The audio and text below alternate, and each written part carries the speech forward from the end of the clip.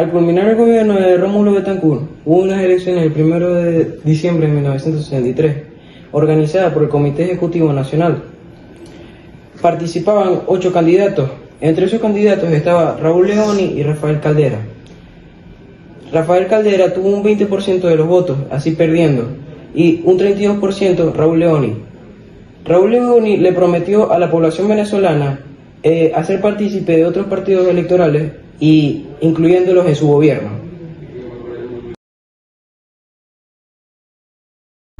Bueno, otro punto a destacar son las obras de gobierno de Raúl Leoni. A pesar de que enfrentó muchas críticas, logró desarrollar importantes proyectos. Los primeros meses de 1964 fueron bastante fuertes. Entonces, como dijo Leoni en sus palabras al comienzo del gobierno, dijo que iba a ser partícipe de otros partidos políticos. Entonces creó el gabinete ejecutivo con Jovito Villalba, Rafael Caldera y Arturo Uslar Pietri, para así ayudar al gobierno de Leoni durante ese periodo. Otras obras importantes que se hizo durante ese gobierno fueron mantener el promedio de barriles de petróleo. El hierro adquirió importancia, la construcción de varias centrales eléctricas, aumentó la producción de recursos para la educación, se creó la Fundación del Niño y la más importante, que fue la creación de la represa del Guri, que es la obra de ingeniería más importante de Venezuela y es la fuente de energía más importante del país.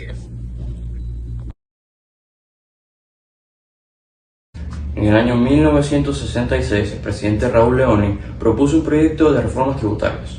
Con él buscaba aumentar los impuestos a las grandes empresas, principalmente a las transnacionales petroleras, pues estas dominaban el mercado venezolano de los hidrocarburos.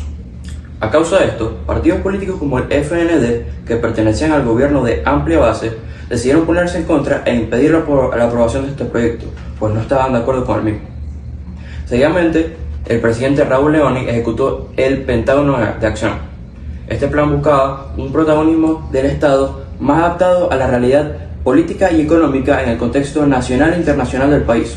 También se buscaba un protagonismo del 65% por parte del Estado y un 35% por parte de las concesionarias que prestaban sus servicios al país. Los 5 componentes más importantes de este plan eran los siguientes: mayor protagonismo del Estado en la industria petrolera, fortalecer la Organización de Países Exportadores de Petróleo, reclamar el pago de las deudas de algunas transnacionales que evadían impuestos, revisar los términos de las concesiones otorgadas a empresas petroleras, fortalecer la Corporación Venezolana de Petróleo, empresa estatal en el área petrolera. Las transformaciones que suponían estas reformas eran radicales, pero solo pudieron aplicarse a medias, dada la gran influencia de los capitales extranjeros y de los sectores del empresariado local en la política nacional. Durante el gobierno de Raúl Leoni, arreciaron las acciones violentas por parte de la izquierda radical, que habían comenzado durante el gobierno de Betancourt, así como también la denuncia a las violaciones de los derechos humanos.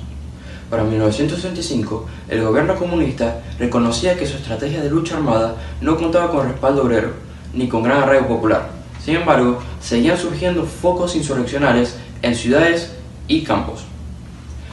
A esto, el gobierno respondió reforzando las medidas represivas, lo que desató una espiral de violencia. Algunos de los hechos que acentuaron la violencia de esta época son los siguientes. En octubre de 1965 apareció el cuerpo desfigurado del dirigente comunista Alberto Lovera en las playas de Lechería, estado Anzoátegui, con los que parecían ser signos de tortura. Se cree que fue arrojado al mar atado a un peso. Se considera que casos como el de Lovera inauguraron en América Latina lo que luego sería un terrible mecanismo represivo durante las dictaduras militares del Cono Sur, la categoría de los desaparecidos, adversarios políticos que caían en poder de cuerpos de seguridad del Estado y que ya nunca más se llegaba a saber de ellos, pues eran asesinados y sepultados en fosas comunes o lanzados al mar.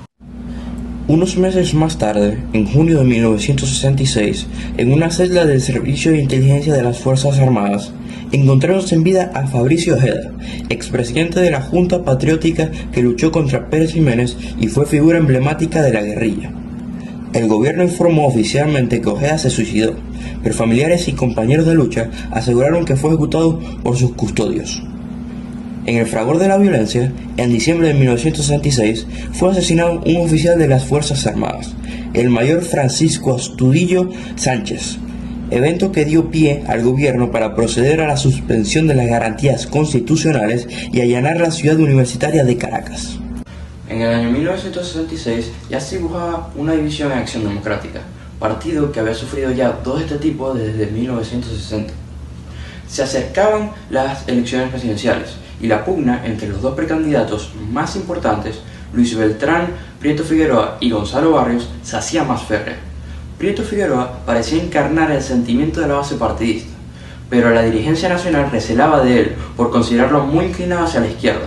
El favorito en la cúpula de AD era Barrios, una figura mucho más moderada que Prieto Figueroa. Ahora yo les voy a hablar sobre los dos acontecimientos que ocurrieron durante el gobierno de Raúl Leónij. Uno de ellos es la revuelta de Rupununi. El 2 de enero de 1969, con Leónij preparándose para entregar el gobierno al presidente electo, Rafael Caldera, estalló una rebelión al sur del territorio Esequibo. El movimiento conocido como la revuelta de Rupununi pretendía independizar esa región de Guyana y eventualmente sumarla a Venezuela.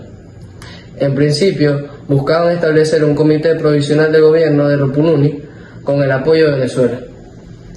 El gobierno de Leónij se desvinculó de los líderes de la rebelión, pero el primer ministro guyanés denunció que Venezuela les dio apoyo soterrado. Además de la cuestión territorial, en dicha revuelta se jugó un papel importante el elemento étnico y económico, dado que los amerindios que se levantaron vivían en condiciones deplorables.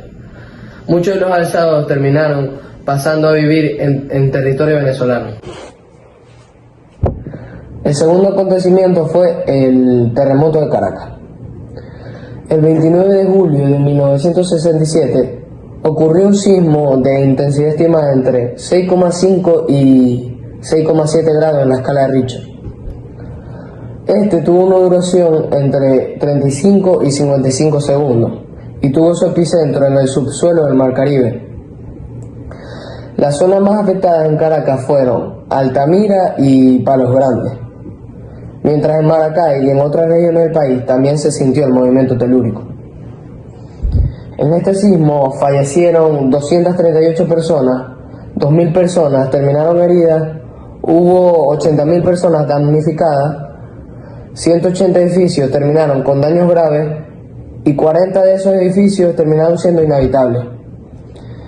En este sismo también se perdieron 500 millones de bolívares. Puertas de Miraflores, no dejo nada que pueda perturbar mi ánimo ni atemorizar mi conciencia. Los corredores y cámaras del viejo palacio quedan limpias y sin máculas de intrigas ni de maldad.